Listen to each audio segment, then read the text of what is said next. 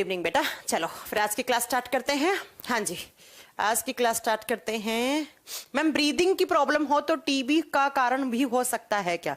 हाँ, अगर ब्रीदिंग में प्रॉब्लम है, आपको खांसने में आपके ब्लीडिंग आ रही है, खून आ रही है, चेस्ट पे प्रेशर क्रिएट हो रहा है सांस लेते समय, तो ये सब टीबी के सिम्टम्स हैं। तो इसके लिए आपको डॉक्टर से एक बार कंसल्ट करना होगा। चलिए फिर आज की क्लास स्टार्ट करते हैं। और हम वायरल डिजीज पढ़ रहे थे, और वायरल डिजीज बोले तो वायरस डिजीज कुछ बची हैं, तो वो हम आज कंप्लीट कर लेते हैं जल्दी से लग के सारी की सारी।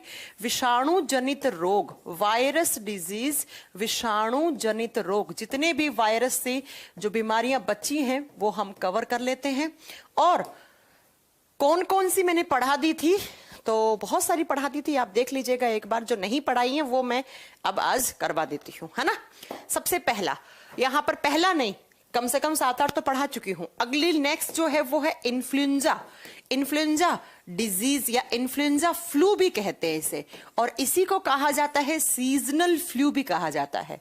बोलते हैं ना सीजनल फ्लू हो गया यार, मुझे नाक से पानी गिर रहा है, नाक लाल हो गई है, और नाक में इचिंग हो रही है, आंखों से पानी गिर रहा है, सांस लेने में दिक्कत हो रही है, तो जिसे हम सीजनल फ्लू के नाम से भी जानते हैं अक्सर, उसी को बोलते हैं हम इन्फ्लुएंजा फ्लू या इन्फ्लुएंजा डिजीज। लिख लो आप, बात एक ही है ना। चलो, तो एक ही बात है, या तो इन्फ्लुएंजा फ्लू लिखिए या इन्फ्लुएंजा डिजीज लिखिए, हिंदी में सेम नाम है। इन्फ्लुएंजा फ्लू या इन्फ्लुएंजा रोग लिख लो, कोई दिक्कत नहीं है। एक्चुअली जो मतलब वायरस से होने वाली बीमारियां हैं, जिसमें जुकाम हो गया, खांसी हो गया, कोल्ड कफ जैसी ये चीजें होती हैं, उनको फ्लू का नाम दे दिया जाता है। तो ऐसे ही इसके अंदर भी जुकाम वगैरह, नाक से पानी गिरना, आंखों से पानी गिरना, सांस लेने में दिक्कत होने लग जाती है, तो इसे फ्लू का नाम दे दिया जाता है, इन्फ्लुएंजा फ्लू। जब हम इन्फ्लुएंजा फ्लू की बात करते हैं तो ये किसकी वजह से होता है? वायरस की वजह से होता है। एग्जाम में क्वेश्चन आ जाए कि इन्फ्लुएंजा जो फ्लू है या इन्फ्लुएंजा डिजीज है वो किसके इन्फेक्शन से होता है? वायरस के इन्फेक्शन से होता है। अब बात यह आती है कि कौन सा वायरस, तो इसके वायरस का नाम नहीं है, उसे इन्फ्लुएंजा वायरस ही नाम दिया गया है। तो अगर आप इसके पैथोजन की बात करोगे कि इसका रोग जनक कौन है, जो रोग को जन्म देता है, इसका रोग जनक कौन है, तो इसका नाम आप इन्फ्लुएंजा वायरस ही लिखोगे, क्योंकि इन्फ्लुएंजा जो वायरस है उसी की ही वजह से, कोई अलग उसका नाम नहीं रखा गया है।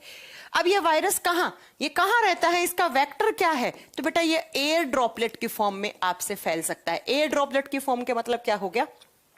किसी एक इंसान को फ्लू हुआ, उसके बगल में बैठे आप, उसने छींक दिया, खांस दिया, उसके सलाइवा से उसके म्यूकस के कोई ड्रॉप चली गई, या आपने उसका जूठा पानी पी लिया, जूठा खाना खा लिया, उसके यूज्ड कपड़े आपने पहन लिए, इन सब से हो सकता है। तो ये भी एक एयरबोर्न डिजीज है या एयर ड्रॉपलेट डिजीज मानी जाती है। मतलब हवा के द्वारा या हवा के अंदर ये आपके वायरस सरवाइव कर सकते हैं। अब ये जो इन्फ्लुएंजा है, इसकी जब मैं बात करती हूं तो बेटा अभी कोरोना चल रहा है, जैसे खत्म तो नहीं हुआ ना।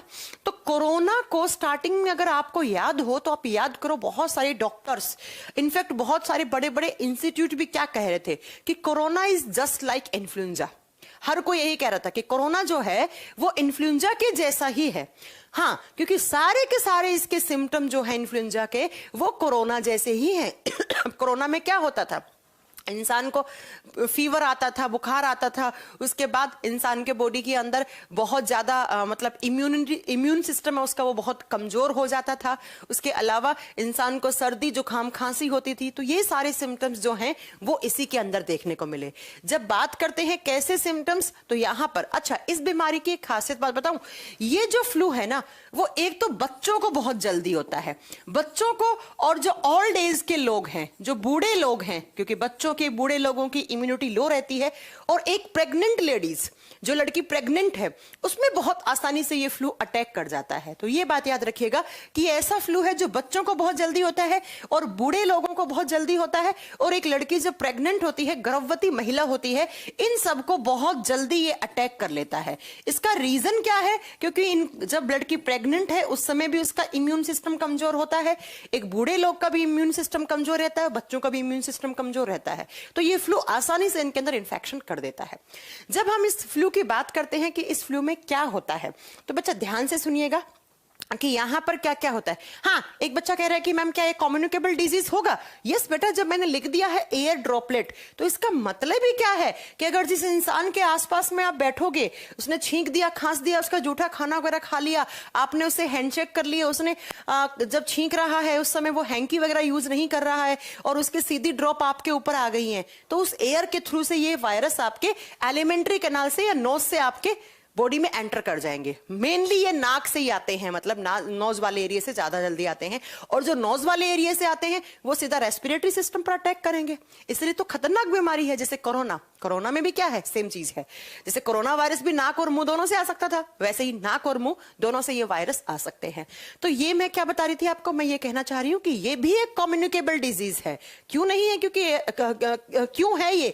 क्योंकि ये भी तो एयर ड्रॉपलेट के फॉर्म में हो रहा है। ये भी एक कम्युनिकेबल डिजीज है, एक संक्रामक रोग है। तो जिन लोगों को इन्फ्लुएंजा होता है उनके आसपास आप ना बैठें तो अच्छा है। जब बात करते हैं इसके अंदर क्या क्या होता है, जरा इस इमेज को ध्यान से सुनिएगा। यहां पर लिखा हुआ है सिम्टम्स ऑफ इन्फ्लुएंजा। सबसे पहला तो आपके सर में बहुत दर्द होगा, उसके अलावा आपको बहुत फीवर रहेगा, यूजुअली हाई लिखा हुआ है। आपके बॉडी का टेम्परेचर ज्यादा, मैंने कहा ना कोरोना के समय देखो लोगों का कितना कितना बुखार जा रहा था, 104 डिग्री 105 डिग्री, वैसे ही इस वायरस में भी बहुत ज्यादा बॉडी का टेम्परेचर ज्यादा हो जाता है, हाई हो जाता है।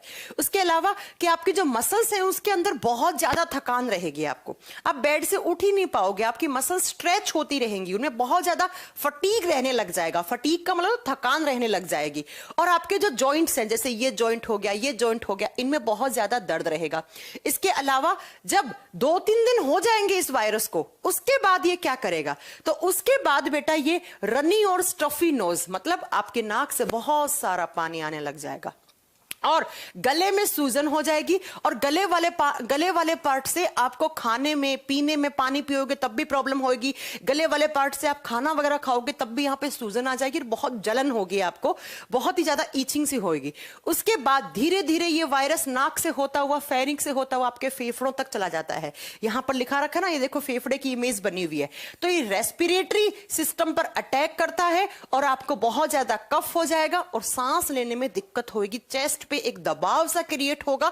जब किसी इंसान को, इन्फ्लुएंजा वाले को, जब जो सांस लेगा तो वो प्रॉपर सांस नहीं ले पाएगा, उसके छाती पर बहुत दबाव पड़ेगा, उसे बहुत दर्द होगा और गैस भी रहेगा उसे, और वॉमिटिंग भी हो जाएगा। ये कुछ इस बीमारी के सिम्टम्स हैं जो आपको मैंने यहां पर लिखवा दिया है। और साथ में इतने सारे सिम्टम्स हैं तो उस बंदे की इम्यूनिटी सिस्टम भी क्या हो जाएगा, कम हो जाएगा, इम्यूनिटी लो हो जाएगी, रोगों से लड़ने की प्रतिरोधक क्षमता में कमी आ जाएगी, सर्दी होगी, खांसी होगा, बुखार होगा, गले में सूजन होगी, नाक से पानी गिरेगा, आंखों से पानी गिरने लग जाएगा, मसल्स में बहुत ज्यादा थकान हो जाएगी। ये सारी चीजें आपको देखने को मिलेगी।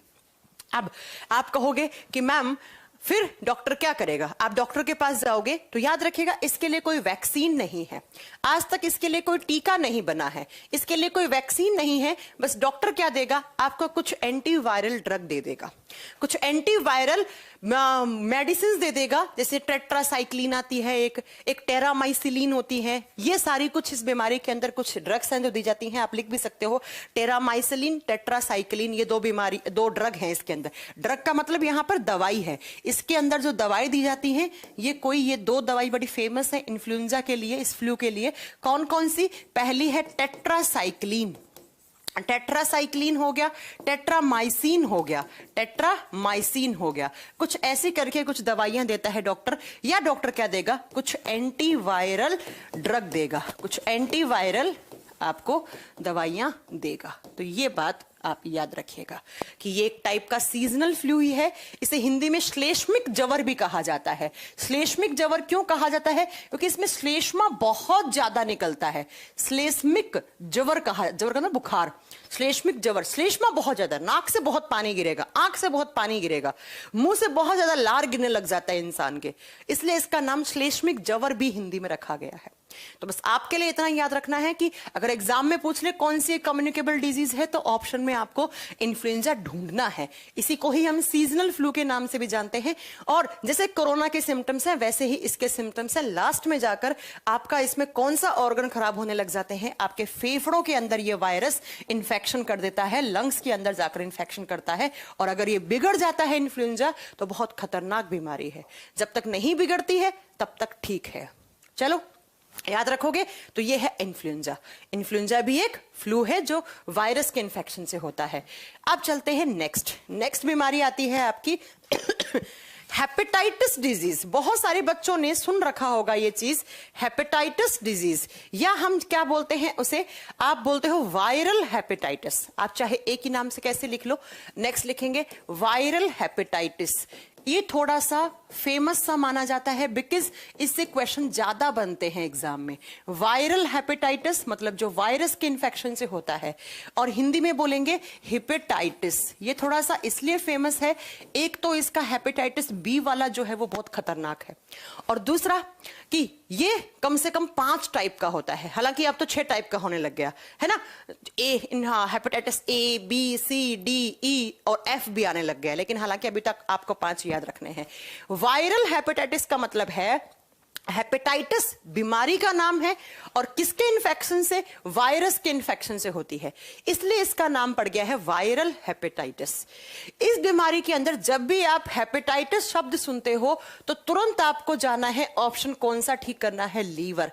ये बीमारी आपके लीवर पे अटैक करती है, आपके लीवर को डैमेज करने का काम करती है, ठीक है। और हेपेटाइटिस कितने टाइप का होता है तो लिख लीजिएगा, hepatitis A, B, C, D, E, ये 5, लेकिन अभी सुनने में आ रहा है कि एक नया भी आ गया है, एफ भी आ गया है ना। ए, बी, सी, डी, ई, ये मेजर 5 टाइप का तो होता ही होता है। अब कैसे, देखो, एक वायरस है hepatitis A virus, hepatitis A virus जिसको बोलते हैं HAV, ठीक है, ये करेगा हेपेटाइटिस ए। फिर दूसरा है HBV, हेपेटाइटिस बी वायरस, तो ये करेगा हेपेटाइटिस बी। फिर HCV है तो ये सी करेगा, HDV है ये डी करेगा, HEV है ये ई करेगा। कहने का मतलब है हेपेटाइटिस वायरस है, इसी की अलग अलग जातियां हैं जिनकी वजह से आपको इन्फेक्शन होता है। अगर ए वाले वायरस का इन्फेक्शन हुआ तो हेपेटाइटिस ए डिजीज होगी, बी वाले का हुआ बी होगा, सी वाले का हुआ सी होगा, डी वाले का होगा डी को होगा, ठीक है। अब अगर हम बात करते हैं सबसे खतरनाक कौन सा है, तो सबसे खतरनाक ये है, सबसे खतरनाक ये वाला है हेपेटाइटिस बी, और आजकल इसी के इंजेक्शन ज्यादा लग रहे हैं। इसके लिए क्या आ चुके हैं आप बताओगे कि इसके लिए वैक्सीन आ चुकी है मार्केट में। आपने सुना होगा दिल्ली में तो बहुत जोरों शोरों से लगाई भी गई थी 2-3 साल पहले, क्योंकि दिल्ली में 2-3 साल पहले बहुत फैल रहा था, ये बहुत ज्यादा फैल रहा था दिल्ली में, तो उस समय वहां पर तो लगाई भी गई थी ये वैक्सीन बहुत ज्यादा। आज भी लग रही है, स्कूल में, कॉलेज में, इनमें आज भी लग रही है। तो सबसे खतरनाक माना जाता है, वो माना जाता है हेपेटाइटिस बी को। क्यों माना जाता है, अभी इसका रीजन आपको आगे मालूम चलेगा। जब हम बात करते हैं किसकी, हेपेटाइटिस की, तो मैंने एक इमेज लगाई है आपके सामने, इससे आपको थोड़ा सा समझना पड़ेगा। देखो, इससे आपको मैं थोड़ा सा ब्राइटनेस कम कर देती हूं आपको समझाने के लिए। अब आपको सब दिख रहा होगा आराम से। थोड़ा सा हम चीजों को जूम भी करते हैं। देखो, इन ए, बी, सी, डी और ई में क्या क्या डिफरेंस है, इसमें आप लोग अच्छे से नोट्स बना लेना। मैं यहां पे रीड आउट कर देती हूं, बाकी इमेज भी आपको मैं अपलोड भी करवा दूंगी। देखो, सबसे पहले दे रखा है हेपेटाइटिस ए। ए में क्या होता है, किसकी वजह से होगा, हेपेटाइटिस ए वायरस की वजह से होगा। ये कहां से आता है, ओरल रूट से। ओरल रूट का मतलब क्या है, माउथ से। मतलब आपने कोई ऐसी चीज खा ली, आपने पानी पी लिया, या कोई ड्रॉप वगैरह ऐसी आपने ले ली है जिसमें ये वायरस था, तो इसका रूट क्या है, ओरल। ओरल का मतलब क्या है, ये कहां से इंफेक्शन करेगा, माउथ से एंटर करके इंफेक्शन करेगा। इसके सिम्टम्स क्या है, loss of appetite. Loss of appetite का मतलब है भूख लगना बिल्कुल बंद हो जाएगी आपको। अगला डायरिया। डायरिया का मतलब है आपको उल्टी दस्त होएगी, बुखार होएगा, सिकनेस मतलब बहुत आप कमजोरी आ जाएगी आपके अंदर, और इसके साथ साथ आप बताओगे कि जनरल कंफर्ट लगेगा, मतलब वही इंसान को घबराहट सी होने लग जाएगी।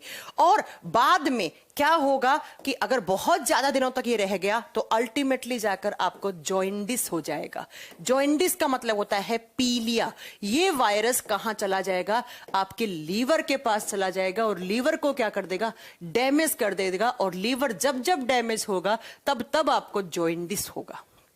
पीलिया होगा, आपकी आंखें पीली पड़ने लग जाएंगी, आपकी स्किन पीली पड़ने लग जाएगी, आपके नाखून पीले पड़ने लग जाएंगे, है ना। ये सारे सिम्टम्स किसके अंदर देखने पड़ेंगे? आपको हेपेटाइटिस ए के अंदर देखने को मिलेंगे, जिसका मेन रूट क्या है? ओरल, मतलब माउथ से आता है वो। और इसमें 6 वीक लगते हैं रिकवर होने में, 6 वीक लगते हैं रिकवर होने में। और नेक्स्ट लाइन लिखी हुई, no permanent damage to liver, मतलब परमानेंटली कोई लीवर को डैमेज नहीं करता है। मैंने कहा ना, ए थोड़ा कम नुकसान पहुंचाता है, परमानेंट नहीं करेगा लेकिन करेगा, लीवर को नुकसान पहुंचाएगा। तो ये हो गया हेपेटाइटिस ए, लीवर में जाएगा, लीवर में इंफेक्शन करेगा अल्टीमेटली। मैंने कहा ना, माउथ से आ रहा है, फूड पाइप से आ रहा है, तो वो लीवर के पास आसानी से जा सकता है और लीवर को खराब कर देगा। तो लीवर एक पिगमेंट होता है बिलीरुबिन, उसे ज्यादा बनाने लग जाएगा। वही पिगमेंट ज्यादा होकर आपके आंखों में, आपके नाखूनों में, आपकी स्किन को पीला कर देगा और आपको पीलिया नामक रोग हो जाएगा, जॉइंडिस हो जाएगा। नेक्स्ट आता है हेपेटाइटिस बी। और जब बी की बात करते हैं तो इसीलिए मैंने कहा था इंपॉर्टेंट है, बिकॉज ये एक सेक्सुअल कॉन्टेक्ट से भी फैलने वाली बीमारी है। It is a STD. STD का मतलब बताया था ना मैंने, सेक्सुअली ट्रांसमिटेड डिजीज।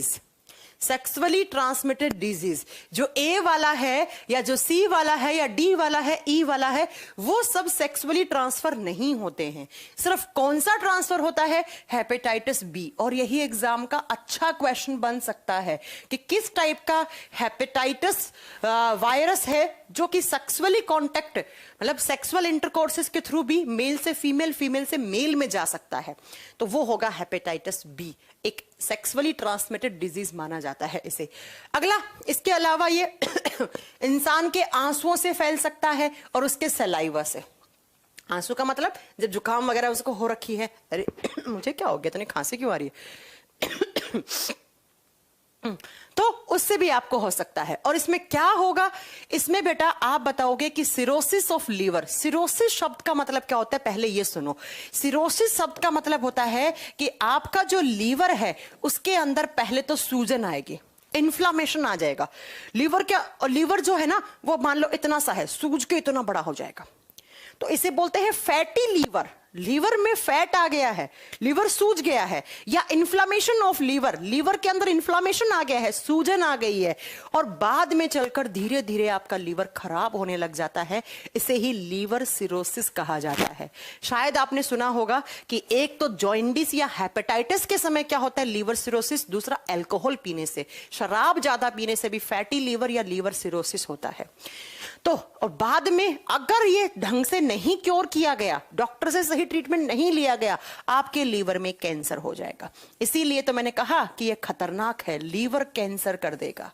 तो बी वाला बहुत खतरनाक है। क्यों? क्योंकि आप बताओगे बेटा कि ये जो है ना हेपेटाइटिस बी, ये तो सीधा जाता है लीवर के अंदर, सूजन करता है, लीवर को डैमेज कर देता है। अभी मैं आपको फोटो दिखाऊंगी, इसमें लीवर कैसा हो जाएगा, कैसा था कैसा कर देता है वो, और अल्टीमेटली लीवर सिरोसिस होकर आपका लीवर का कैंसर तक के भी, लीवर के अंदर कैंसर हो सकता है। इसीलिए ये खतरनाक है और बहुत सारे लोग मरे भी हैं इंडिया में इस बीमारी से। और नीचे लिखा हुआ है वैक्सीन अवेलेबल फॉर प्रिवेंशन। मैंने कहा ना इसके लिए वैक्सीन बहुत लग रही थी जोरों शोरों पे, इनफैक्ट अभी भी लग रही है, अभी भी लग रही है ना। तो ये याद रखिएगा, 3 डोज में वैक्सीन लगती है इसके लिए, 3 डोज। जैसे कोरोना की 2 डोज है ना, वैसे इसके लिए 3 डोज में वैक्सीन लगाई जा रही है।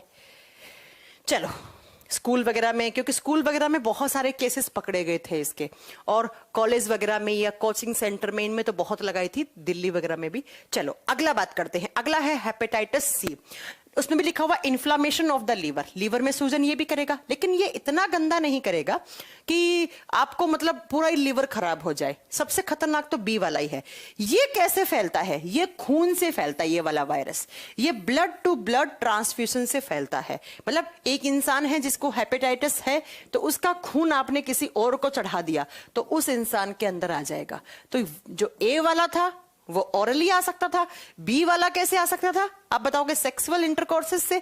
और जो सी वाला है वो आता है ब्लड का ब्लड से मिलना हो, जैसे HIV एड्स पढ़ाया था मैंने, वैसे ही ब्लड का जब ब्लड से मिलना होता है तब ये वाला आ सकता है। बाकी रीजन वही, वो सिम्टम्स सेम रहेंगे।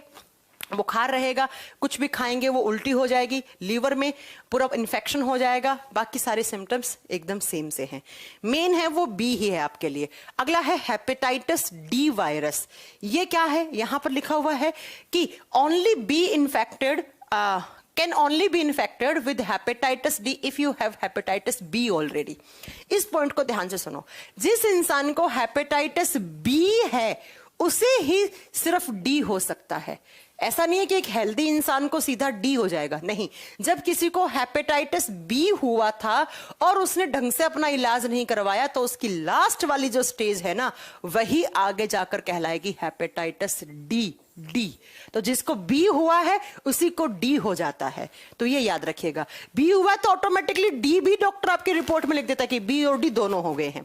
नेक्स्ट लिखा हुआ है कि इसमें ज्यादा रिस्क है लीवर के फेल होने की। लीवर फेल हो जाएगा, परमानेंट डैमेज हो सकता है इसमें लीवर, ये बात आप याद रखिएगा। तो जब बी भी सेक्सुअल कॉन्टेक्ट से आ सकता है तो डी भी सेक्सुअल कॉन्टेक्ट से आ सकता है। जब भाई बी आ सकता है तो डी भी आ सकता है, क्योंकि बी को बी हो गया तो डी हो भी हो गया, डॉक्टर यही कहता है। बेटा इसके लिए इंजेक्शन आते हैं हेपेटाइटिस वैक्सीन नाम से, कोई ऐसा कोई अलग से कोई इसका वो नहीं, इंजेक्शन का नाम नहीं है। तो जिसको बी है उसको डी है मान लो, ठीक है। तो बी और डी एक ही है, मतलब बी के अंदर ही डी छुपा है, ये मान लो आप। इसीलिए तो मैंने कहा कि ये सेक्सुअल कांटेक्ट से भी फैल सकता है। और कॉन्टामिनेटेड नीडल्स, मतलब जिस इंसान को एक को इंजेक्शन लगाया, फिर उसी के इंजेक्शन में मान लो उस इंसान जिसको इंजेक्शन लगाया है उसको हेपेटाइटिस डी हुआ या बी हुआ, तो उसी को ही इंजेक्शन की नीडल को आपने किसी और को लगा दिया, वही HIV एड्स वाला केस, तो उसको भी हो जाएगा, ठीक है। तो ये हो गया बी और डी। अब आते हैं ई पर। ई की बात करते हैं तो ई वाले वायरस की वजह से होता है, और इसमें ये कहां से आता है, तो ये ओरली आता है। ए वाला और ई वाला ये माउथ से आते हैं, ये माउथ से आते हैं, मतलब खाने वाने के थ्रू आ सकते हैं। और 2 से 8 वीक का ड्यूरेशन होता है। सिम्टम्स वही जॉइंडिस, लीवर आपका फेल हो जाएगा, लीवर जो में पीलिया हो जाएगा, आपको थकान रहेगी और नाक से पानी गिरेगा, और इसकी क्रोनिक स्टेज जो है उसमें इम्यून सिस्टम बहुत कमजोर हो जाता है। और प्रेगनेंसी के केस पर लड़कियों को ज्यादा रिस्क रहती है इस बीमारी के होने की, इसमें भी लीवर फेल हो जाता है। तो ये है आपके हेपेटाइटिस। अलग अलग वायरस से अलग अलग टाइप के हेपेटाइटिस डिजीज हो जाती हैं, इस बात को आप गौर से याद रखिएगा, ठीक है। अब देखो मैंने एक ये भी लगवाया था आपके लिए कि इमेज की आप इससे समझ लो कि हेपेटाइटिस बी मैंने कहा ना बहुत खतरनाक है, तो इसके लिए मैंने एक अलग से आपको मैंने चीजें बताई हैं कि किस तरीके से ये फैल सकता है, ठीक है। देखो एक तो ब्लड का ब्लड से कांटेक्ट होगा तब फैल सकता है, माँ से बच्चे में हो सकता है लिखा हुआ है, और किसी के घर में जैसे कोई चीजें हैं जैसे पोछा लगाने वाली चीजें, या किसी के आपने ईयररिंग्स पहन ली, किसी का पर्सनल स्टफ ले लिया आपने, किसी का रेजर यूज कर लिया, टूथब्रश यूज कर लिया आपने किसी के, है ना, जिसको हेपेटाइटिस बी है तो आप में भी आ जाएगा। उसके अलावा क्या होता है कि आप बताओगे, आपने कभी किसी के उस जैसे होता है ना, बहुत सारे लोगों की आदत होती है कि अरे तेरे पास ये इंस्ट्रूमेंट है, इससे मैं अपना बीपी चेक कर लूं, बीपी वाली मशीन होगी तो, अरे तेरे पास ये ऑक्सीमीटर है, ये मुझे दे दे, मैं अपना ऑक्सीमीटर चेक कर लेता हूं। नहीं, क्या पता है सामने वाले का इंस्ट्रूमेंट आप यूज कर रहे हो तो उसको किस तरीके की बीमारियां हो सकती हैं, है ना। तो ये दे रखा है कि हेल्थ केयर जो इंस्ट्रूमेंट होते हैं उससे भी फैल सकता है। आपने उसका इंजेक्शन उठा के अपने अंदर ठुकवा लिया, तो ऐसी चीजें गलत हैं। बाकी सेक्सुअल ट्रांसमिशन से भी हो सकता है, मैंने आपको बता दिया है। शेयरिंग ऑफ निडल लिखा हुआ है। इसके अलावा टैटू बनवाते हैं ना लोग, तो टैटू वाली जो मशीन होती है, मान लो मैंने टैटू बनवाया, मेरे अंदर हेपेटाइटिस बी था, तो टैटू बनाते कभी कभी क्या होता है खून आने लग जाता है ना। तो उस टैटू वाली मशीन की निडल, अब कोई एक और बंदा आया मेरे बाद तो उसके भी बना दिया, तो उसके भी खून आ गया, तो मेरा खून उसके खून से मिल गया। इसलिए जो टैटूज वैटूज बनवाते हैं ना वो लोग बहुत अच्छे से ध्यान रखें। पियर्सिंग करवाने जाते हैं वो लोग ध्यान रखें उन मशीन से। और जो बार्बर्स, मतलब जब आप बाल कटिंग करवाने जाते हैं तो वो जो इरेजर और जो भी आपके इंस्ट्रूमेंट होते हैं उसे याद रखिएगा, उन सब से ये फैल सकता है, ठीक है। और इसका इलाज क्या है, तो आपके शहर में भी अगर इसके लिए वैक्सीन लगती है तो भैया इसके लिए वैक्सीन लगा लीजिए। और बाकी आपको मालूम है कि हर साल 28 जुलाई को मनाया जाता है वर्ल्ड हेपेटाइटिस डे। 28 जुलाई को मनाया जाता है हेपेटाइटिस डे। इस दिन लोगों को जागरूक किया जाता है, क्योंकि अगर ये बीमारी, ऐसा माना जाता है कि अगर ये बीमारी मतलब अगर बहुत भयंकर तरीके से फैल गई तो कोरोना से कहीं गुना ज्यादा खतरनाक बीमारी ये है, ठीक है। तो 28 जुलाई को हम हर साल वर्ल्ड हेपेटाइटिस डे मनाते हैं। तो बी वाला सबसे खतरनाक है, ऐसा हो जाएगा आपका लीवर। ये एक इंसान का हेल्दी लीवर है।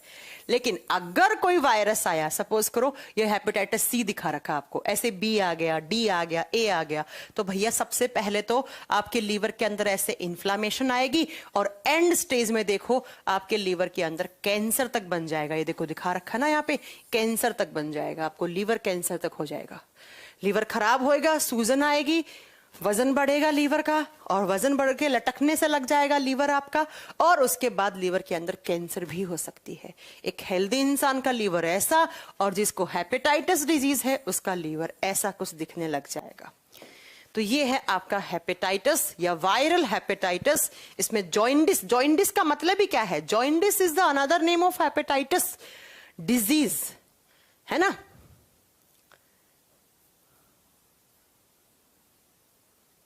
ठीक है, तो ये बात आप याद रखिएगा कि इसमें इतनी सारी बीमारियां होकर और लीवर में मेन इन्फेक्शन होने लग जाता है। चलो अगली बीमारी पढ़ते हैं हम। नेक्स्ट आप पढ़ेंगे मीजल्स। अक्सर एग्जाम में बहुत बार पूछी जाती है मीजल्स, जिसे हम हिंदी में खसरा रोग बोलते हैं। मीजल्स हिंदी में लिखेंगे खसरा रोग, खसरा रोग। और इधर एक साइड लिख लेना जर्मन मीजल्स, दोनों ही सेम ही हैं, बस जर्मन मीजल्स थोड़े से इनके सिम्टम्स अलग हैं। जर्मन खसरा या खसरा, एक होता है सिंपल खसरा और एक होता है जर्मन मीजल्स। बाकी सारे सिम्टम्स तो सेम से ही हैं, एक दो सिम्टम्स अलग हैं बस, बाकी ये सारी चीजें होने वाली दोनों ही वायरस से ही हैं। और जब हम बात करते हैं मीजल्स या जर्मन मीजल्स की, तो बेटा इसके लिए जो वायरस रिस्पॉन्सिबल होता है, सबसे पहला तो पॉइंट ये लिखोगे। अच्छा मैं बताऊं खसरा क्या होता है? आपने सुना है गांव में लोग बोलते हैं कि इसके पास मत जाना, इसमें माता आई हुई है। सुना है कभी आपने ऐसा? गांव में क्या बोलते हैं कि इसके पास मत जाना, उसमें माता निकली हुई है। शायद आपने सुना होगा। अपने गांव में क्या बोलते हैं कि फलाने के ढिनके के इंसान के बच्चे के अंदर माता निकली हुई है। तो उसी माता आई को ही, माता ही इंग्लिश में खसरा है, जिसे हमने आम भाषा में माता आई है कहना शुरू कर दिया। ठीक है गांव वगैरह में बोलते हैं, गांव देहात में बोलते हैं। जब हम बात करते हैं मीजल्स या जर्मन मीजल्स की, ये वाले में थोड़ी सी खून वगैरह की भी कमी हो जाती है। ये क्या है? एक तो हाईली कम्युनिकेबल डिजीज है। It is the highly communicable disease. बेटा एसएससी के एग्जाम में कम से कम 4-5 बार क्वेश्चन आया हुआ है ये कि निम्नलिखित में से कौन सा एक बहुत ज्यादा संक्रमित रोग माना जाता है। हाईली कम्युनिकेबल डिजीज का मतलब है, आपने सुना होगा गांव में अगर किसी को माता है उसके घर में कोई नहीं जाता है। बेटा चेचक अलग है, चेचक को बोलते हैं छोटी माता, और ये है माता आई है, माता आई है। ठीक है, दोनों अलग अलग होती हैं। तो अगर जिसके घर में होता है उसके घर में कोई जाता भी नहीं है, उस बच्चे को अलग से कमरे में डाल देते हैं और उसके पास भी कोई नहीं जाता है ताकि बाकी सब किसी को ना हो। क्या होता है इसके अंदर? स्किन इन्फेक्शन होता है। स्किन पर दाग से पड़ जाएंगे और इतनी खुजली होगी, इंसान को खुजला खुजला के खून निकाल लेता है। किसकी वजह से होता है? वायरस की वजह से। कौन सा वायरस? Rubella virus. कौन सा वायरस? रूबेला वायरस है, या एक पैरामॉक्सी वायरस होता है, लेकिन वो तो अब इतना खत्म हो चुका है, आप रूबेला वायरस ही लिखो। रूबेला वायरस नामक है। इस वायरस के इन्फेक्शन से, मतलब इस बीमारी का, इन दोनों बीमारियों का पैथोजन सेम ही मानो आप। पहले तो ऐसे बोलते पैरामॉक्सी वगैरह, वो छोड़ो आप, उसके तो इतना नहीं आता है। लेकिन जो रूबेला वायरस है, इसका दूसरा नाम रूबेला डिजीज भी बोलते हैं। मीजल्स को ही कभी कभी रूबेला रोग भी बोल दिया जाता है। तो ये भी लिख लेना कि रूबेला रोग या मीजल्स, खसरा या माता आना सब एक ही बात है। ठीक है, बहुत जलन होती है स्किन में, स्किन पर इंफेक्शन होता है। अब कैसे आता है ये वायरस? ये तो पैथोजन हो गया। और ये वायरस किसके अंदर रहेगा? ये पानी के अंदर रह सकता है, ये हवा के द्वारा फैल सकता है, जिस इंसान को हुआ है उसकी लार से फैल सकता है, उसके आंसुओं से फैल सकता है, और बहुत सारी चीजें हैं। मतलब उसके कपड़े वगैरह आपने यूज कर लिए, उसकी हैंकी यूज कर ली, उसका जूठा खाना, उसका बर्तन सवा आपने कोई यूज कर लिया है, तो आपके अंदर भी आ सकता है। क्योंकि मैंने पहले ही बता दिया है कि it is highly communicable disease, बहुत ज्यादा। हाँ, खसरा रूबेला वायरस से होता है। और जब हम बात करते हैं इसके लिए क्या होता है, इस बीमारी के अंदर क्या क्या हो सकता है, तो इंसान को सबसे पहले तो स्किन में दिखाती हूं कि कैसी उसकी स्किन हो जाती है। ये देखो, ये छोटा बच्चा है, उसकी स्किन दिख रही है आपको, इसकी स्किन पर ऐसे ऐसे छोटे छोटे पैचेस से बनने स्टार्ट हो जाते हैं और बहुत ज्यादा स्किन पे जलन होती है। स्किन पे क्या होगी? जलन होगी बहुत ज्यादा, और स्किन पर ईचिंग होती है, बहुत ज्यादा खुजलाहट आती है, और सारा दिन वो बच्चा खुजला खुजला के इन छोटे छोटे स्कार्स को, इन दाग को फोड़ देता है और इनसे पस सा निकलता है और स्किन बहुत ज्यादा खराब हो जाती है और ये दाग परमानेंट भी रह सकते हैं स्किन पर। अगर आपने नाखून वगैरह लगाकर स्किन के ऊपर इनसे ब्लीडिंग वगैरह आपने निकलवा ली है, ब्लीडिंग वगैरह इनके अंदर फैल गई है, तो वो बहुत ज्यादा खतरनाक हो सकती है। फिर ये दाग हमेशा रह भी सकते हैं। आज भी देखो बहुत सारे लोगों के फेस पर या हाथों पे दाने से, ऐसे दाग से मिलते हैं आपको, थोड़े ब्लैक, किससे आप बोलते हो किस चीज के दाग हैं, तो वो क्या बोलते हैं, है ना, वो क्या बोलते हैं बेटा? क्वालिटी ऑप्शन सब में आ रहा है मनीष कुमार। तो वो क्या बोलते हैं कि इसको माता आई थी बचपन में, अभी तक इसके निशान पड़े हैं यार, तो वो यही माता है। हालांकि अब नहीं आती है, बिकॉज इसके लिए एक वैक्सीन लगता है, MMR, एक वैक्सीन 3 बीमारियों से, अभी बताएंगे कौन कौन सी। तो ऐसी स्किन हो जाती है। और सिर्फ स्किन में नहीं, अगर बहुत दिनों तक ये माता रही तो ये जाकर आपके, एक तो इंटेस्टाइन जो है ना, आपके बच्चे की आंतें हैं ना, उस इंटेस्टाइन में कहीं पर भी छेद वगैरह हो जाता है और इंटरनल ब्लीडिंग होने लग जाती है। आंतों के अंदर इन्फेक्शन हो जाएगा और उसमें ब्लीडिंग वगैरह होने लग जाएगी। तो जब ये बच्चे या फिर जब वो वॉशरूम जाएगा, सूसू करेगा, तो उस सूसू के अंदर, मतलब छोटा बच्चा सूसू कर देता है, या जो मतलब बड़े लोग होते हैं जो वो यूरिन को एक्सक्रीट आउट करेंगे, पेशाब करेंगे, तो उनके पेशाब में ब्लीडिंग आने लग जाती है, पेशाब वगैरह में खून आने लग जाता है उनके।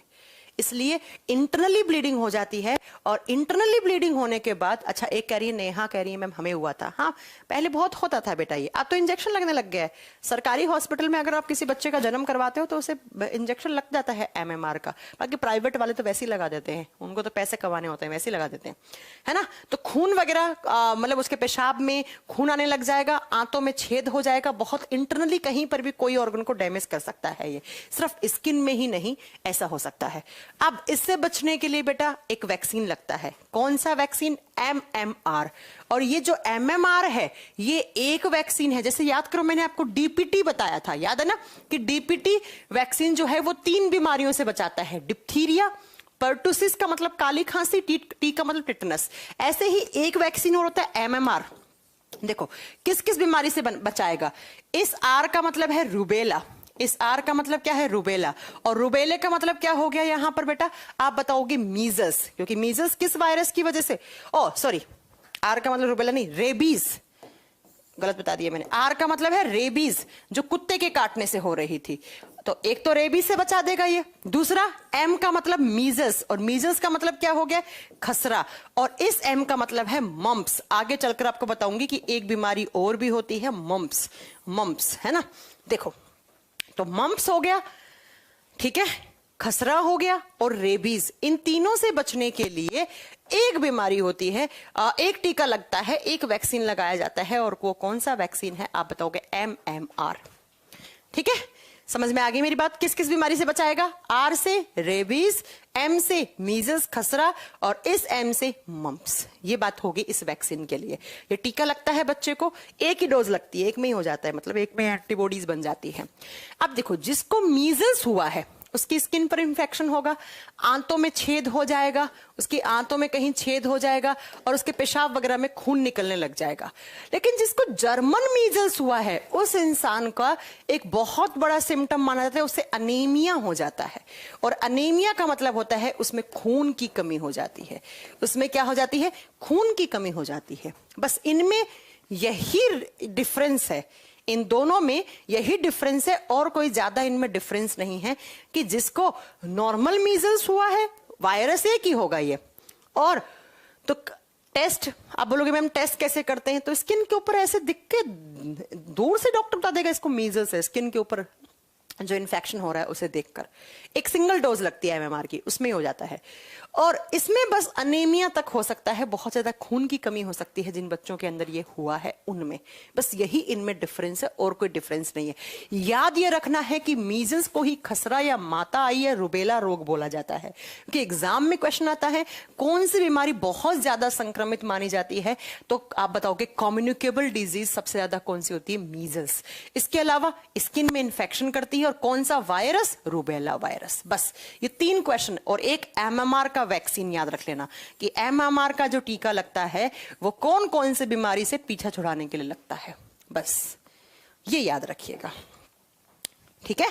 चलो अब चलते हैं अगली बीमारी पर। मीजल्स, जर्मन मीजल्स हो गई, हेपेटाइटिस हो गया आपके, इन्फ्लुएंजा हो गया। नेक्स्ट चलेंगे हम इबोला। इबोला, इबोला फ्लू लिखो या इबोला वायरस लिखो या इबोला डिजीज लिख लो, या आप क्या लिख लो, इबोला, सीधा अकेला इबोला लिख लो तो भी कोई बात नहीं, इबोला रोग है ये, इबोला डिजीज ही लिख लो, अच्छा रहेगा। इबोला डिजीज किससे होती है, ये अब मैं जो कुछ बीमारियां पढ़ा रही हूं ना उनमें सिर्फ और सिर्फ आपको वेक्टर याद रखने हैं, ठीक है। दोनों में डिफरेंस बेटा एक ही है, पिंकी मैंने कहा ना, दोनों में डिफरेंस कुछ नहीं है, बस उसमें अनीमिया हो जाएगा, बच्चे में खून की कमी भी रहेगी जर्मन मीजल्स में, बाकी कुछ इसमें डिफरेंस नहीं होता है।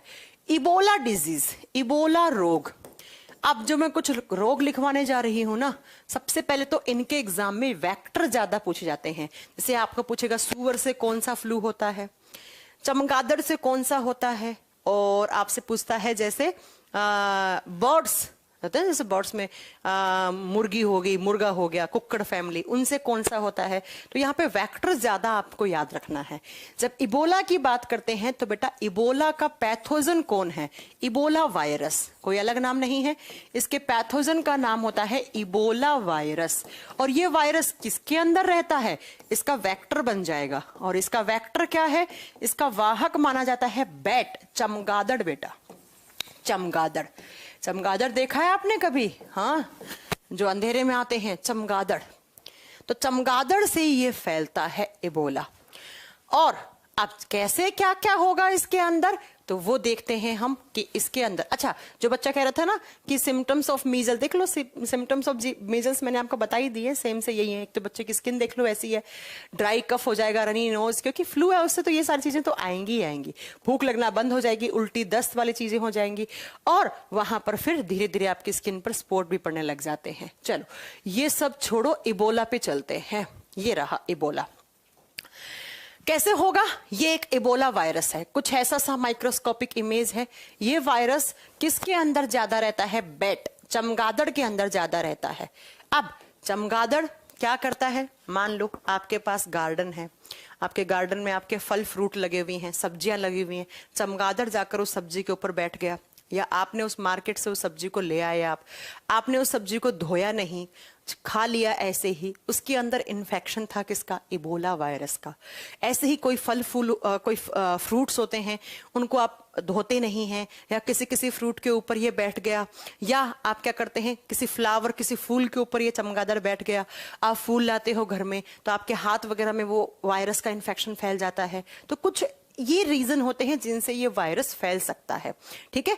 चलो अब अगर मैं बात करती हूं किसकी, कि इसमें क्या होगा, तो इसमें एक तो मसल्स में दर्द होगा, बहुत कमजोरी आएगी, बुखार बहुत ज्यादा रहेगा, देखो लिखा हुआ है कि 101 डिग्री से भी ज्यादा बुखार रहेगा, वोमिटिंग होएगी, पेट में बहुत ज्यादा दर्द होगा, उल्टी दस्त आएगा, और फिर आप बताओगे कि बहुत लास्ट में जाकर ब्रेन हैमरेज या किसी और जगह पर क्या हो सकती है, ब्लीडिंग हो सकती है। ऐसे देखो ये ब्लीडिंग यहाँ से, ये स्किन जो है वो काली काली से पड़ेगी, और वहां पर कोई हैमरेज हो सकता है, या फिर वहां से कोई ब्लीडिंग भी हो सकती है, उस हिस्से से ब्रेन में भी हैमरेज हो सकता है, ठीक है। तो ये बात आप याद रखिएगा। मेन जो एग्जाम में पूछेगा वो यही पूछेगा बेटा, एग्जाम में जो मेन पूछा जाएगा वो यही पूछा जाएगा कि इसका वेक्टर क्या है, या चमगादड़ से कौन सा बीमारी होता है, या इबोला कैसा इन्फेक्शन है। इबोला एक वायरस से होने वाली डिजीज है, जो कौन फैलाते हैं, जो चमगादड़ फैलाते हैं। चमगादड़ कैसे फैलाते हैं, तो कोई फल पे, कोई फूल पे, कोई सब्जियों पे बैठ गए, वही सब्जियों को आपने खा लिया तो आप तक भी ये बीमारी आ सकती है। अगले हैं Nipah flu, swine flu, bird flu. ये सारे एक साथ से लिख लो आप। नीपा फ्लू, सुना है आपने नीपा फ्लू के बारे में? एक आता है स्वाइन फ्लू। स्वाइन फ्लू जो सुअरों से फैलता है, स्वाइन फ्लू, जिसका मेन वेक्टर क्या होता है? सुअर होता है। चलो, स्वाइन का मतलब भी क्या होता है? सुअर होता है। जब नीपा फ्लू की बात करते हैं तो ये फ्लू का पैथोजन कौन है? Nipah virus. नाम इनके अलग कोई नहीं है, इसका तो नहीं है, इसका पैथोजन है नीपा वायरस। नीपा वायरस, जैसे इबोला वायरस आया वैसे नीपा वायरस आया। अब ये किसके अंदर रहता है नीपा वाला? ये बेटा एक जूनेटिक वायरस है। जूनेटिक का मतलब क्या है? जो जानवरों से आता है। मैं पहले पढ़ा चुकी हूं आपको। जूनेटिक वायरस है मतलब जानवरों में आएगा। आपके घरों में जो जानवर हैं, गाय, भैंस, घोड़ा, बकरी, जो भी आपके घर में जानवर हैं, और उन जानवरों के अंदर ये जल्दी आ जाता है। फिर जानवरों से आप उनके कांटेक्ट में गए, है ना, और उनके कांटेक्ट में जाने से आपके बॉडी में ये फ्लू आ सकता है। और ये बहुत खतरनाक है बिकॉज ये सीधा जाता है और आपके ब्रेन के अंदर फीवर करता है, दिमागी बुखार करता है, ब्रेन को, स्पाइनल कोड को नुकसान पहुंचाता है। सीधा ये छोटा मोटा बुखार नहीं, सीधा जाएगा ब्रेन के पास और आपका नर्वस सिस्टम कमजोर हो जाएगा, इंसान की याददाश्त चली जाएगी, इंसान पढ़ नहीं पाएगा, लिख नहीं पाएगा, कोई चीज को समझ नहीं पाएगा, ढंग से बोल नहीं पाएगा, जुबान लड़खड़ाने लग जाएगी। ये कुछ ऐसे सिम्टम्स देखे जाते हैं इस बीमारी के अंदर। ठीक है, तो ये बात याद रखिएगा कि ये जानवरों से फैलता है, इसीलिए आपके घर में जानवर हैं। कुछ लोगों की आदत होती है, मैंने देखा है, गाय को हाथ चटाते हैं, है ना। अच्छी बात है, आप गाय भैंस को हाथ चटा रहे हो, कोई बात नहीं, आप जानवरों से प्यार करते हो, अच्छी बात है, मैं भी बहुत करती हूँ। लेकिन बाद में आप अपने हैंड को अच्छे से वॉश कीजिए, हैंड वॉश से अच्छे से उनको धो लीजिए, या उनके कपड़े वपड़े उनके पास जो पहन के जा रहे हैं। गाँव देहात में ये नीपा फ्लू बहुत ज्यादा होता है, क्योंकि गाँव देहात में क्या करते हैं लोग, बकरी हो गई, भेड़ हो गई, गाय भैंस, इनको पालते हैं तो उन पर इतना ज्यादा वो ध्यान नहीं देते हैं कि किससे कौन सी बीमारी हो जाएगी, तो बिना ध्यान दिए ही उन लोगों में ये ज्यादा बीमारियां आ जाती हैं। तो ये एक जेनेटिक डिजीज है। और याद रखिएगा, जेनेटिक डिजीज क्या होती है? ऐसी कोई बीमारी जो पहले जानवर में आई, पहले किस में आई? एनिमल में आई, जानवर में आई, और जानवर से किस में आई? ह्यूमन बींग्स में आई। जानवर में किस में गई? ह्यूमन बींग्स में गई, मनुष्य जाति में गई। उसे हम जेनेटिक डिजीज या जेनेटिक वायरस कहते हैं। ठीक है, उसे हम जेनेटिक डिजीज या जेनेटिक वायरस करते हैं। और इसे ये दिमागी बुखार कर सकता है आपको, ये याद रखेगा। ब्रेन में इन्फेक्शन करेगा, और जो ब्रेन में इन्फेक्शन करता है वो खतरनाक बीमारी होती है। अगर बिगड़ गए ना तो 7 दिन के अंदर इंसान की डेथ हो सकती है ना, बहुत खतरनाक होता है। अगला है स्वाइन फ्लू। स्वाइन फ्लू जो है, इसके पैथोजन का नाम अक्सर एग्जाम में पूछा जाता है। इसका जो रोगजनक है, वायरस है, कौन सा वायरस? H1N1 या H3N2। ये 2 प्रजाति के वायरस हैं, H1N1 या H3N2। ये दोनों वायरस किसके अंदर रहते हैं? सूअर के अंदर। तो इसका वेक्टर कौन हो जाएगा? सूअर हो जाएगा। वाहक कौन हो जाएंगे? पिग, सूअर हो जाएंगे। अब सूअर के कांटेक्ट में आप चले गए कैसे ना कैसे, या सूअर दूसरे जानवर के कांटेक्ट में चला गया, उस जानवर के कांटेक्ट में आप चले गए, तो आपको हो जाएगा। देखो पहले नीपा वायरस, देखो मैंने यहां पर एक इमेज भी लगा रखी है, आप इसे भी पढ़ सकते हैं। देखो मैंने आपको यही बताई थी, सेम चीज यहां पर है। इसको 1998 में बहुत ज्यादा मलेशिया में सबसे पहले नीपा वायरस बहुत फैला था। कैसे? देखो, fruit bats are natural host of Nipah virus. Fruit bat का मतलब क्या होता है? ऐसे बैट्स, ऐसे चमगादड़ जो फल वगैरह पर बैठते हैं और उसका रस पी लेते हैं, है ना, और उसी से वो सरवाइव करते हैं। कैसे ट्रांसमिट हुआ? तो देखो, नेचुरल होस्ट है इसका फ्रूट बैट। कैसे? तो देखो, एक तो ये आप कोई फल है उसमें इन्फेक्शन कर दिया, इसी फल को इस बच्चे ने खा लिया, इस बच्चे से सब में हो सकता है, उसके घर में जितने भी सारे लोग हैं उसमें हो सकता है। दूसरा कि ये जो बैट है, चमगादड़ है, वो किसी जानवर के पास चला गया, जैसे सूअर वगैरह के पास, या कोई भी हो सकता है, उसको उसने काटा या उस जानवर के कांटेक्ट में गया और उस जानवर के कांटेक्ट में आप गए, तो आपको हो जाएगा नीपा फ्लू। इस तरीके से वो ट्रांसमिट होता है। मेन इसका होस्ट होता है, नेचुरल होस्ट, वो फ्रूट बैट होते हैं। कहने का मतलब जो फल वगैरह खाते हैं, है ना, उनको। चलो अब बात करते हैं हम किसकी? स्वाइन फ्लू की। ये रहा स्वाइन फ्लू। किससे होगा स्वाइन फ्लू? तो देखो बेटा, सूअर बना हुआ है, सूअर के अंदर ये वायरस आएगा H1N1 और आप इस सूअर के कांटेक्ट में कैसे ना कैसे चले गए, है ना, तो आपको भी हो जाएगा। अब क्या क्या है तो देखो, बुखार होगा, वॉमिटिंग होगी, डायरिया होगा, बहुत ठंड लगेगी और बहुत थकान रहेगी आपको। फ्लू का मतलब ही मैंने बता दिया है, नॉर्मल एक जुकाम है वो भी क्या होता है, एक फ्लू होता है। नॉर्मल जुकाम है वो भी एक फ्लू है, बस यही है। कुछ लोग क्या करते हैं, सूअर वगैरह को खाते हैं, है ना, सॉरी मैं किसी के धर्म को बुरा नहीं बोल रही हूँ, तो उन लोगों में बहुत जल्दी बीमारी हो जाती है। सूअर का मांस वगैरह खाते हैं तो सूअर के अंदर जनरली स्वाइन फ्लू रहता है, तो आपको भी हो जाएगा। ठीक है, चलो तो ये याद रखिएगा। आओ, ये याद रखिएगा। आओ, अब ये हो गया आपका नीपा वायरस जो चमगादड़ फैलाएंगे, और स्वाइन फ्लू जो कौन फैलाएगा आप बताओगे, सूअर फैलाएंगे। एक और आता है बर्ड फ्लू, वो भी लिख लो। एक और आता है बर्ड फ्लू जो बर्ड से होता है, बर्ड फ्लू। फ्लू का मतलब ये जुकाम, खांसी, सर्दी, ये सब। और जब ब्लड फ्लू की बात करते हैं तो इसका पैथोजन होता है H5N1। इसका पैथोजन, इसका रोगजनक किसे माना जाता है, H5N1। H1N1 ने स्वाइन फ्लू करा, H5N1 जो वायरस है ये किसके अंदर रहता है, इसके वेक्टर माने जाते हैं कुक्कड़ फैमिली। कुक्कड़ फैमिली समझते हो क्या होता है, कुकुडुकु बोलने वाले, है ना, जैसे मुर्गा, मुर्गी, बतख, ये सब होते हैं बर्ड्स। जैसे हैंस हो गए और जो डंक्स होती हैं वो होते हैं, तो मुर्गा हो गया, मुर्गी हो गया, बतख हो गई, कहने का मतलब जो कुक्कड़ फैमिली है। अब जो लोग नॉनवेज खाते हैं, मुर्गा वगैरह खाते हैं, तो उनमें तो बहुत आसानी से ये आ जाता है। कुक्कड़ परिवार में ये बर्ड फ्लू बहुत जल्दी से आ जाता है। अभी देख लो, 2-3 महीने पहले क्या किया था, सारे के सारे चिड़ियाघर की चिड़िया को मारना पड़ा, बत्तख को मारना पड़ा, हंस वगैरह जो थे उनको मारना पड़ा, और जो मुर्गा मुर्गी थी उनको मारना पड़ा। पूरे के पूरे मुर्गा फार्म के जितने मुर्गे थे उनको मारना पड़ा। क्यों? क्योंकि अगर एक मुर्गे को भी पूरे फार्म में हो गया तो सबको हो जाएगा 5-6 दिन में। पीछे ही तो हुआ था, सरकार ने क्या किया था, सारों को मारा, क्योंकि अगर उनको नहीं मारते तो वो इंसान में भी आ जाता, और फिर इंसान के अंदर आने के बाद वो कंट्रोल नहीं होता। तो इसका कोई ऐसा इलाज नहीं है। बस जब पता लगता है कि इस चिड़ियाघर में इस चिड़िया को या इस बत्तख को या इस कबूतर को हो गया है, उसे तो मारेंगे मारेंगे, और उसके आसपास जितने भी हैं उन सबको मार देते हैं। अभी तो हुआ था 2-3 महीने पहले, आपने देखा होगा केरला में बहुत फैला था ये। तो केरला में पूरे के पूरे मुर्गा फार्म पर या पूरे के पूरे चिड़ियाघर में बहुत सारी चिड़ियों को मारा था। फिर मारना पड़ता है, वो मजबूरी हो जाती है, ना चाहकर भी मारना पड़ता है। बहुत आसानी से हो जाता है बर्ड फ्लू, 4-5 साल में एक बार आता ही आता है। इसमें भी क्या होगा, वही जुकाम, खांसी, रेस्पिरेटरी सिस्टम को पूरा ब्लॉक कर देगा, इंसान की डेथ तक हो सकती है। तो ये हो गया आपका bird flu, swine flu, Ebola flu, bird flu. Bird flu हर 4-5 साल में एक बार घूम के आ जाता है, क्योंकि इसके लिए कोई टीका नहीं लगा है, क्योंकि बर्ड्स में हो रहा है। बर्ड्स को सबको टीका कैसे लगाएंगे हम, बर्ड्स को टीका लगाना कोई पॉसिबल है क्या, इसलिए इसका कोई इलाज भी नहीं है, आता रहता है।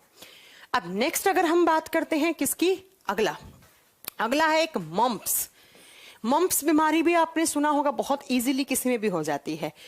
मम्प्स हिंदी में कहते हैं गलसूआ रोग। मम्प्स हिंदी में कहा जाएगा गलसूजा या गलसूआ रोग, क्योंकि गले वाले पार्ट में सूजन आ जाती है।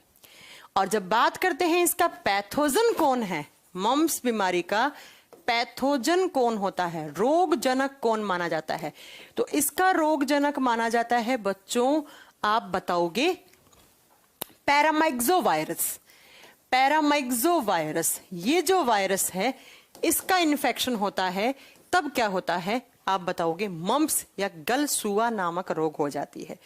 कहां रहता है ये, हवा में, मिट्टी में, पानी में, सब जगह रह सकता है। तो एयरबोर्न डिजीज भी हो सकता है, वाटरबोर्न भी हो सकता है, और सॉइल, मिट्टी से भी फैल सकता है। क्या होगा इसके अंदर क्या होगा, ये थोड़ा सा अलग टाइप का है, सुनिएगा। इसमें क्या होता है, इन्फेक्शन होता है हमारी सलाइवरी ग्लैंड में। सलाइवरी ग्लैंड्स, जिसे हिंदी में कहा जाता है लारीय ग्रंथि। डाइजेस्टिव सिस्टम में मैंने आपको पढ़ाया होगा या नहीं पढ़ाया होगा तो आगे पढ़ाया जाएगा आपको कि हमारे माउथ में कान के पास 2 सलाइवरी ग्लैंड्स होती हैं, एक इधर एक इधर, जो क्या बनाती हैं, जो लार बनाती हैं। और जो कान के पास होती हैं उन्हें बोलते हैं पैरोटिड सलाइवरी ग्लैंड। कौन सी? पैरोटिड सलाइवरी ग्लैंड, पैरोटिड लारीय ग्रंथि। और इन ग्रंथियों में क्या आ जाती है? सूजन आ जाती है और प्रॉपर आपका लार नहीं बन पाएगा। और लार नहीं बनेगा तो डाइजेशन में प्रॉब्लम होगी, फूड का डाइजेशन अच्छे से नहीं होगा, अच्छे से नहीं होगा। ठीक है, तो एग्जाम में फिर क्या होगा उस बच्चे का? मेनली बच्चों में ज्यादा जल्दी हो जाता है, उसका एक गले वाला पार्ट सूज जाता है और जो जबड़े होते हैं ना उसमें भी लॉक हो जाते हैं। जोक्लो डिजीज भी से कह सकते हैं, जो लॉक डिजीज भी से कह सकते हैं। जबड़े लॉक हो जाते हैं उसके, वो बोल नहीं पाता है, अच्छे से खा नहीं पाता है, गले वाले पार्ट में सूजन आ जाती है और उसकी पैरोटिड सलाइवरी ग्लैंड में इंफेक्शन हो जाता है। तो एग्जाम में क्वेश्चन आता है कि कौन सी बीमारी है जिसमें सलाइवरी ग्लैंड में इंफेक्शन होता है। मैंने पहली बीमारी पढ़ाई है और एक ही होती है, ये पहली और आखिरी यही है कि जो मम्प्स है, गलसुआ रोग है, गले वाले पार्ट में सूजन आ जाएगी, ये जबड़े ऐसे हो जाएंगे, लोग ऐसे हो जाते हैं उस बच्चे के, वो प्रॉपर बोल नहीं पाता है। और इस बीमारी के अंदर क्या होता है? लारीय ग्रंथियों में सूजन। और कौन सी? पैरोटिड सलाइवरी ग्लैंड, पैरोटिड लारीय ग्रंथियों में सूजन आ जाती है। ठीक है, बस ये इतना आपको वायरस डिजीज में याद करने थे। मेरी तरफ से शायद खत्म हो गए होंगे, आप लोग चेक कर लेना। कोई छोटा मोटा बचा होगा तो वो मैं कल देख लूंगी। ठीक है, छोटा मोटा कोई अगर वायरस डिजीज बची होंगी तो वो मैं कल देख लूंगी। एक बार मैं नोट्स से देखकर चेक करके बता देती हूँ कि सब आपको मैंने करवा दिए हैं। एक मैंने नोट्स में लिख रखा है कॉमन